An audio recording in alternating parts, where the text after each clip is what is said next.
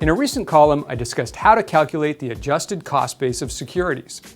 Well, that prompted a reader to write, "Can you show us how to determine the ACB of a stock if you have a dividend reinvestment plan? I can't wrap my head around it." Well, the good news is it's not as difficult as you might think. With a DRIP, all you have to do is keep track of two things: how many shares you own and how much money you've invested to buy them. Let's take a look at a simple example. Say you bought 100 shares of XYZ for $50 each. Your total cost would be $5,000. Now, we'll ignore commissions, but you should include these in your costs as well. Now, let's say XYZ pays you a dividend of 50 cents a share for a total of $50.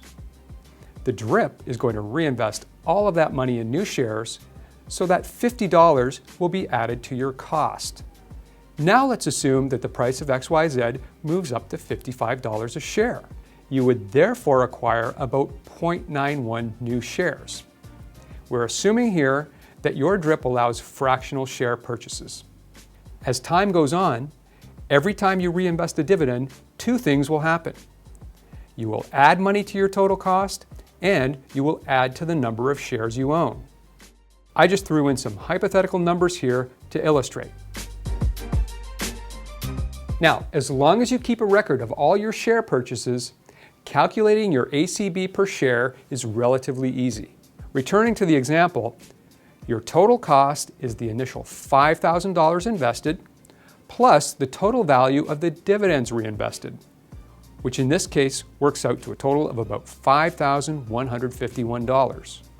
To figure out your average cost, or ACB per share, just divide this number by the 102.81 shares you own. That works out to an ACB of $50.11 a share. As long as you keep a record of how many shares you own and how much money in total you invested to buy them, calculating your ACB per share is relatively easy using a calculator or a spreadsheet.